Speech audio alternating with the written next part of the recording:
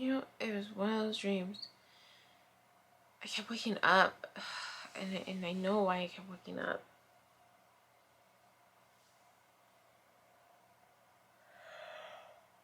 I kept waking up. It was one of those dreams where you keep waking up, and then when you go back to sleep, you're back in there. I'm just like, ugh. This was one of those dreams where I didn't want to go back in there. I didn't want to go back in there.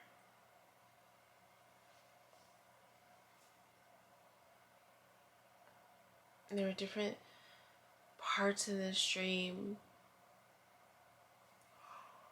I felt deja vu-ish, like I'd been there before. Certain parts, certain settings were familiar.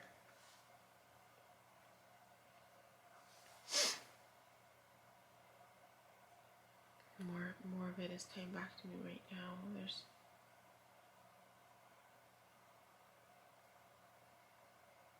my old coworkers were there, and we were just kind of catching up. I hadn't seen them in a while.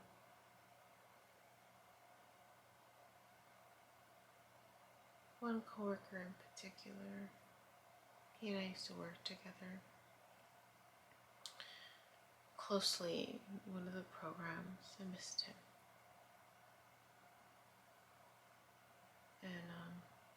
And we drove everywhere because it was a home based. We would go to people's homes.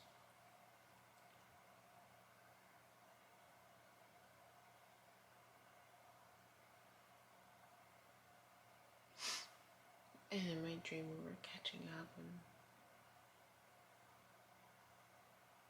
and there was this element that he had started his own business.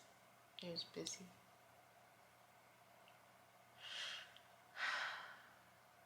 He started his own business serving people. It was nice to see him. The part I didn't like, I didn't like it at all. Is this person from my childhood. This person from my childhood.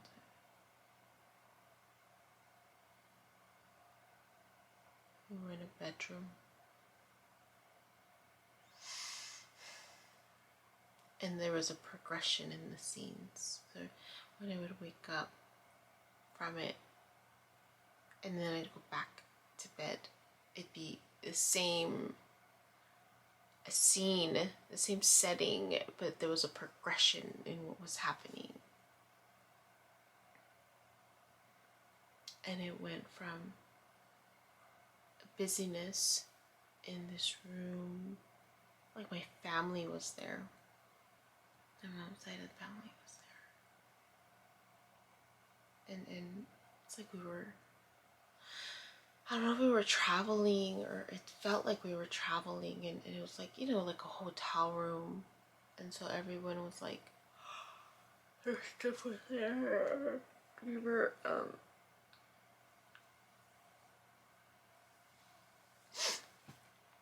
people, like, pods of because there's so the family is like large.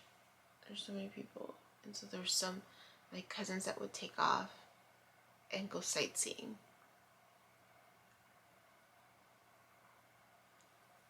And so in the first part, he was there, and there was like more, there was a lot of us. And I just remember feeling uncomfortable and just trying to hurry up so that I could just get out of the room to go sightsee. And I knew, like, but there was this knowing. I'm like, oh my gosh, he wants to talk to me. He wants to talk to me. He wants to talk to me. I'm like, I don't want to talk to him. I don't want to talk to him.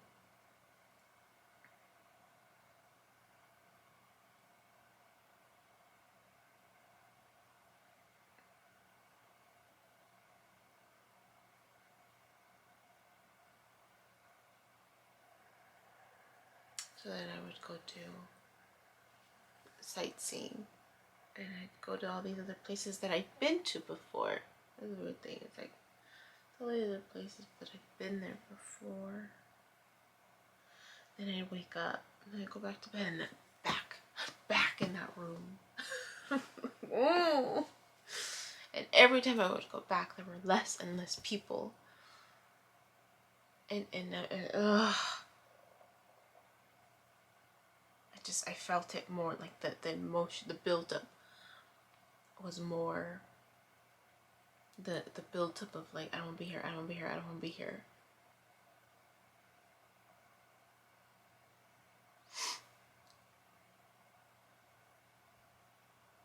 I think it was like 4 or 5 times where I'd wake up and then go back, and I'd be in that room again, and there were less people, and there was this more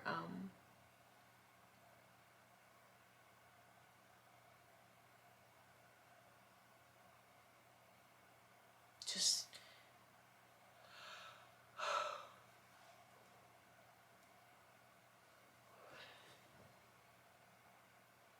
less people. And he'd get closer. Each one, he'd be getting closer, and I remember just shaking my head. I'm like, I need to get out. I need to get out. I'm leaving. And I think in one, like, he was he was getting closer, and he asked me, he wanted to talk to me, and I'm like, no, and I just want to leave, and I'd leave, and then I'd wake up, and then back in the room again.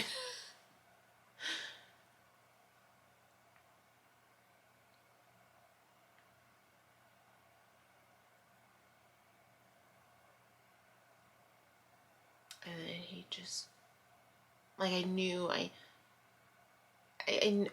wasn't sure, but I knew what he was trying to do.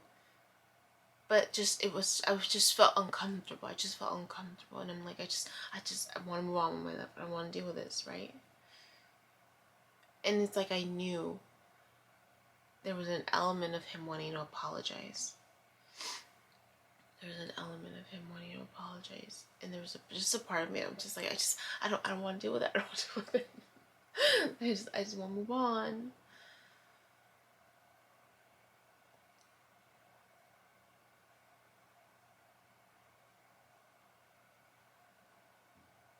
And then it did get to the point where, and because there was the bed, like, I was just trying to stay away from him, like make sure I was on the other side, because it was a big bed, and I was just trying to make sure I was on the other side of the bed, like trying to get my stuff so I could leave. And he was trying to apologize, but it was just hard. I think because I don't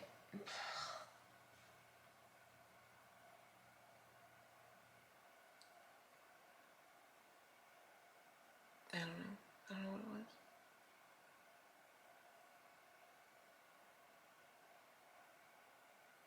But he was trying to apologize.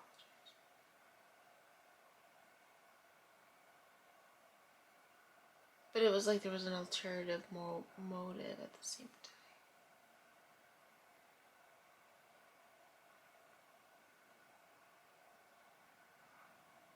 And it had to do with he needed help. He needed help.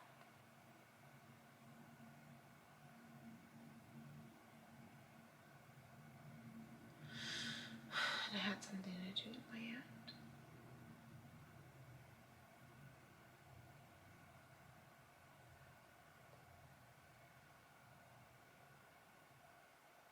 And her fate. Because there was this knowing that I had, that I knew what her fate would be.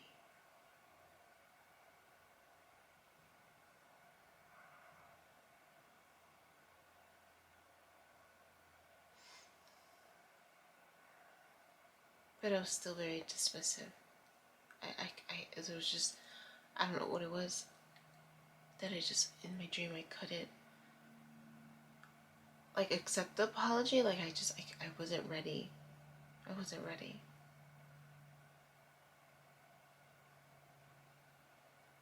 Because he presented all that and I still walked away. I didn't acknowledge that he was trying to apologize. I just couldn't be in the room. And I left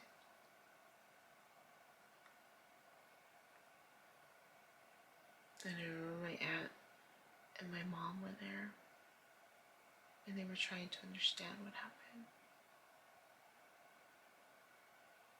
One of my many aunts were there. Not the youngest aunt. Second to youngest aunt.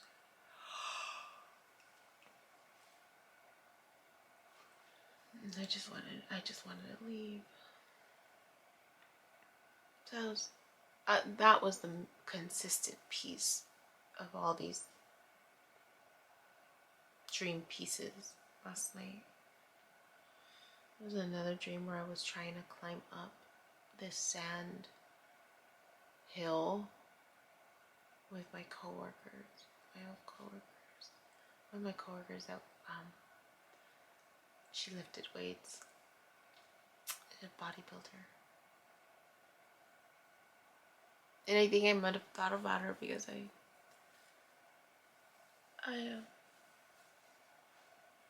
used to lift weights. And so I saw her climb up this thing and I'm like, I want to do it too. So I climb it. And it's like sand. So there was a bit of fear because I'm afraid of falling. I'm afraid of falling, but I'm afraid of falling from short distances. Like, I'm not afraid of heights. I love being up high. But I'm afraid of falling from short distances. So I've been trying to conquer that fear here with like the hikes. There's a certain hike where it's a little steep and there's it gets rocky, and so I've been going at it to just you know,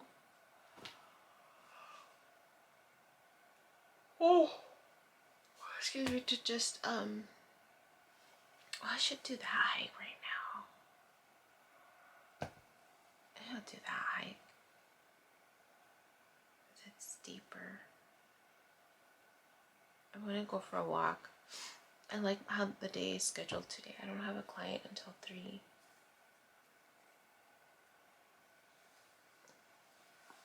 And I finished my readings from yesterday, which is nice. Most of my readings. For tomorrow,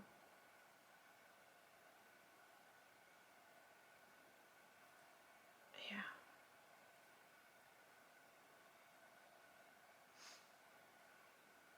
I think I like this setup better. The way it is. Hopefully I'll stay like that.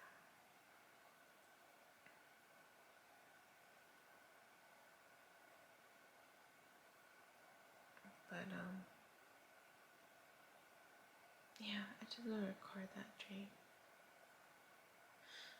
At least that part of the dream, because that's the one that stood out the most. The other parts felt like they were just, I don't know, they were fillers, or it was more about my coworkers. Like, one coworker was really struggling. She has cancer, or she's in remission. I don't know. It's been a while that I connect with her, and I don't have access to social media on my phone, so it's hard to like. It's a hit or miss when I log on to like see what, you know, what's the update with everybody else's business. And we're not close enough to where I can just reach out and say hi, you know.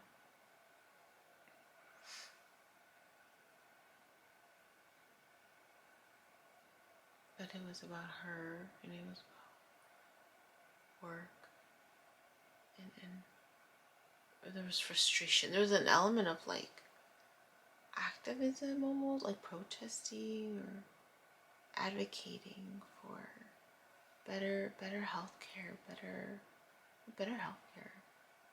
This, that was another theme actually. Like there was just this element of advocating for better healthcare, for better, just better state of living. Really, you know. Anyways, I'm exhausted. That damn dream didn't let me sleep. On another note, I started reading this book. Clinical Psychology. Mr. Bumble recommended it to me, and some of the stuff I'm like, I already know. But what I really wanted to focus on was more on the chakras. There's 22 chakras, and then it talks about the human aura and the colors.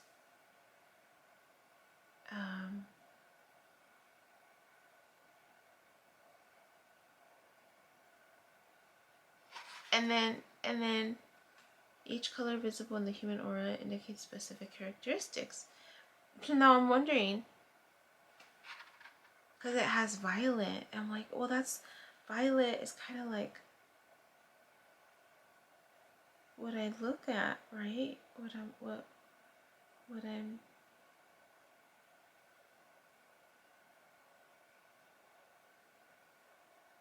oh, look. I don't know. I haven't been reading it, but it says the color violet is a very spiritual color. It usually indicates evenness of mind and indicates a searching for a cause or religious experience. Violet has been associated with transmutation because of its connection with the seventh ray. I don't know what seventh ray is. But then there's a chart, and there's like a musical note associated with it. And then there's an affliction, and it says heart and stomach trouble. Well, I always have stomach trouble. So anyways, so I thought that was cool. I wonder what, like, I mean, that I just associate with violet because of what I see. Oh, what I see. Oh, excuse me, but yeah, I thought that was cool. There's all these chakras, 22 chakras. So, yeah, I'm reading that, or trying to skim through it among all the other readings I'm doing. So, anyways, I thought that was interesting. Okay. I need to figure out what I'm gonna do, because I have stuff to do. That's all. Hi. My name is Yubi, and in case you haven't figured it out, this footage is capturing my experience as I learn to navigate my personal spiritual awakening. I am learning that this experience is unique to each one of us. In whatever way we believe we are embracing living our truth, this just happens to be my journey. And despite me having a graduate degree and a license in clinical social work, this by no means is intended to replace any type of mental health advice. This is just me on a personal level, documenting my experience, shedding light on the truth that I am learning and discovering for myself, and really inviting you along for the ride. If by some magical chance you find this content to be helpful in any way, shape, or form, please click the like button, share the message, subscribe to my YouTube channel.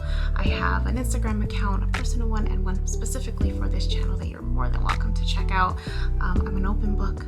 I have also created t-shirt designs. I'm wearing my favorite one right now, which is the North Node design, but I have that and other things that you can look at inspired by this process and journey, and I have the link in the description box as well as in the about section of my YouTube channel. So you're more than welcome to check those items out. Any type of support is great. Again, if you find this content really helpful or meaningful, sometimes when we take that step and be vulnerable, with showing what's inside our hearts and what's really our truth, we realize that we're much more connected than what we thought we were. And so I hope that as I'm living this experience and that you find some type of truth for yourself, or find some type of ability to heal in some way just by relating, just by knowing that you're not alone.